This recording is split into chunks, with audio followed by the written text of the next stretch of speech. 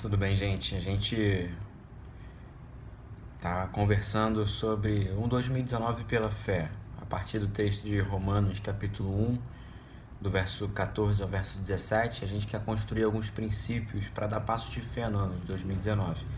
Não passos abstratos, não uma fé pautada em nossos sonhos, em nossas perspectivas, algo que é possível, algo que é permitido e até é saudável para a gente sonhar, ter planos pessoais, ter perspectivas pessoais, mas digo em termos do Evangelho, em termos de ação da igreja, como podemos caminhar pela fé, agindo conforme as Escrituras.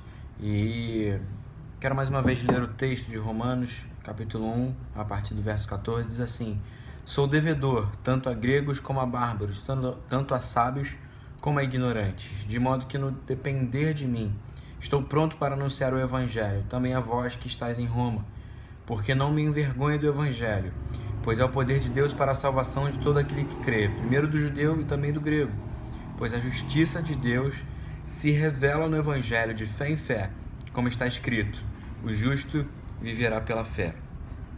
Nós entendemos que Paulo, diante de uma dívida paga pelo Senhor, de uma dívida pessoal com Deus, paga pelo Senhor Jesus na cruz do Calvário, porque a dívida dele foi paga em amor por um justo morrendo por um pecador. Ele se tornou devedor de todos os homens e por isso ele estava pronto para pregar o Evangelho e não se envergonhava desse Evangelho. E Paulo explica o porquê ele não se envergonha desse Evangelho, e é sobre isso que nesse vídeo quero tratar. Por que Paulo não se envergonha do Evangelho? Qual é o motivo, qual é a motivação de Paulo falar abertamente desse Evangelho ou dessa crença dele? Nós sabemos que falar de Deus não é fácil. É fácil nós explicarmos ou apresentarmos uma pessoa para outra. Hoje nós temos diversos recursos para fazer isso.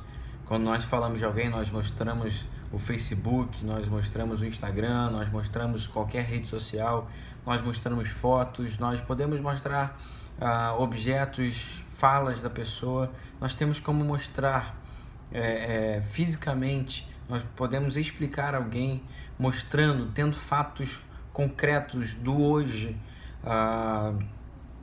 para outra pessoa. Quando nós falamos de Deus, por vezes, nós ficamos sem esses argumentos.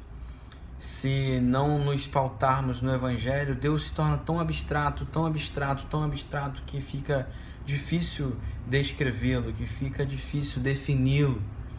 Mas Paulo, apesar de se deparar nessa dificuldade de explicação de algo que não vemos, mas temos certeza que existe, de algo que não sentimos mais, ou não tocamos, mas sentimos, Paulo não tem vergonha, porque ele sabe que o Evangelho é o poder de Deus para a transformação de todo aquele que crê.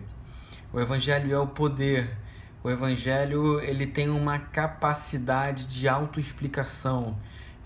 Paulo usa uma expressão que significa uma força de mover, de fazer uma ação miraculosa. Então, esse Evangelho, essa palavra, ela tem um poder em si. É por isso que ele não tem medo de falar do Evangelho.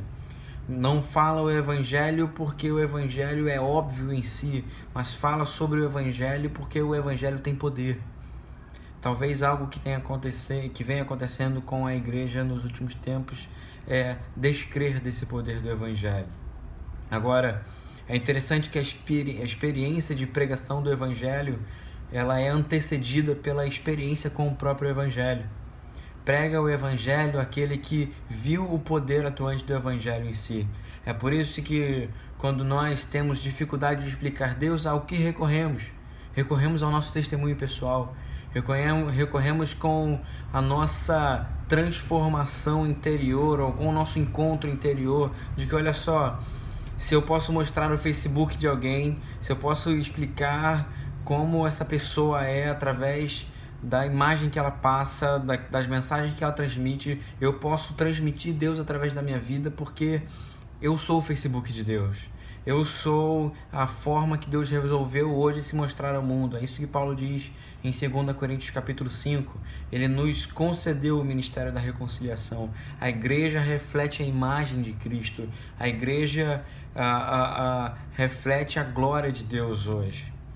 Nós somos esse mostruário de Deus hoje. Deus não é abstrato, Deus se mostra em nós. Quando nós pensamos em como explicar Deus, eu posso falar que eu me explico. Olha só, Ele é o poder de Deus. Ele é o poder de Deus para salvação. Por que Ele é o poder de Deus para salvação? Porque um dia eu entendi que eu estava perdido. Um dia eu entendi que eu estava condenado. Um dia eu entendi que eu estava distante de Deus e como eu preciso desse Deus. E eu encontrei esse Deus na pessoa de Jesus Cristo. Jesus Cristo transformou a minha vida. Jesus Cristo é o caminho para Deus e Ele é o caminho que eu tenho percorrido. É por isso que Paulo fala que Ele é o poder de Deus para a salvação. Esse poder que transforma, esse poder que faz uma ação miraculosa. Essa ação miraculosa é a salvação. E isso explica tanta coisa. Nós pregamos porque somente Deus, somente o Evangelho tem poder para tirar pessoas das mãos do inimigo. Tem poder para libertar os cativos. Tem poder para quebrar as cadeias. Nós não pregamos somente baseados na sabedoria humana. Paulo diz para a igreja de Corinto que a sabedoria, que o evangelho é loucura para os que perecem, mas ele é a sabedoria de Deus. Então não pregamos somente em linguagem humana, e Paulo diz algo muito lindo no capítulo 5 de 2 Coríntios. Olha só, agora não consideramos mais ninguém somente ou meramente pela natureza humana, mas consideramos todos espiritualmente, entendendo a condição espiritual de cada um. É por isso que nós pregamos o Evangelho, é por isso que Paulo não se envergonha do Evangelho, porque ele é o poder para fazer algo que só Deus pode fazer. Então não tememos por quê? Porque nós acreditamos e vemos o poder atuante de Deus na nossa vida. E por último, Paulo afirma que ele não se envergonha do Evangelho porque é o poder de Deus e para a salvação de todo aquele que crê. Porque a salvação, a atitude de crer, e o verbo significa uma autoanálise diante de Deus, uma autocompreensão, uma revelação pessoal do Espírito Santo diante das circunstâncias da vida, diante da mente do próprio indivíduo. É o próprio Espírito Santo que leva essa pessoa a uma autoanálise e à consciência da condenação. É por isso que nós somos convidados a fazer algo que somente Deus pode fazer, um poder que vem de Deus para que uma outra pessoa tome uma decisão. E aí vem um questionamento pessoal e talvez o grande questionamento desse vídeo. Por que não pregamos? Não pregamos porque a pregação tem a ver com Deus, tem a ver com os objetivos de Deus. Não pregamos também porque isso tem a ver com a nossa consciência da condição espiritual das outras pessoas. Não pregamos porque não tem a ver conosco. Não tem a ver com, talvez, a nossa condição espiritual, porque já temos a certeza da nossa salvação. Então, pregar o Evangelho é uma questão de fé. Pregar o Evangelho é uma questão de entender o amor de Jesus Cristo. Pregar o Evangelho é uma questão de entender o que é o Evangelho, o que é ter um coração voltado para o outro. Pregar o Evangelho é um passo de fé necessário para 2019. Paulo, mais para frente, nessa epístola à igreja de Roma, diz: como crerão se não há quem pregue? Como ouvirão se não há quem pregue?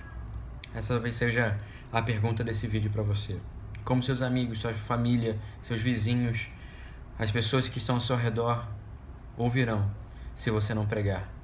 Talvez você não pregue porque não tem a ver contigo, porque a sua barra já está limpa, porque você já conhece a Deus. Mas isso fala muito sobre a sua condição ainda diante de Deus. Fala muito sobre o que você conhece de Deus, sobre o coração de Deus, se o seu coração está voltado ao coração de Deus. Então, se você quer um 2019 pela fé, isso não passa somente pelas viagens que você quer fazer, pelas bênçãos financeiras, pelas bênçãos familiares e pelas bênçãos espirituais que você espera receber de Cristo. Isso passa sim pela pregação do Evangelho, por um coração voltado ao outro, por um coração voltado à pregação do Evangelho. Que Deus te abençoe e que nós juntos, como igreja, sejamos a boca de Deus nesse mundo. Profetas não calados mais, mas profetas atuantes, onde Deus nos colocar. Em nome de Jesus. Amém.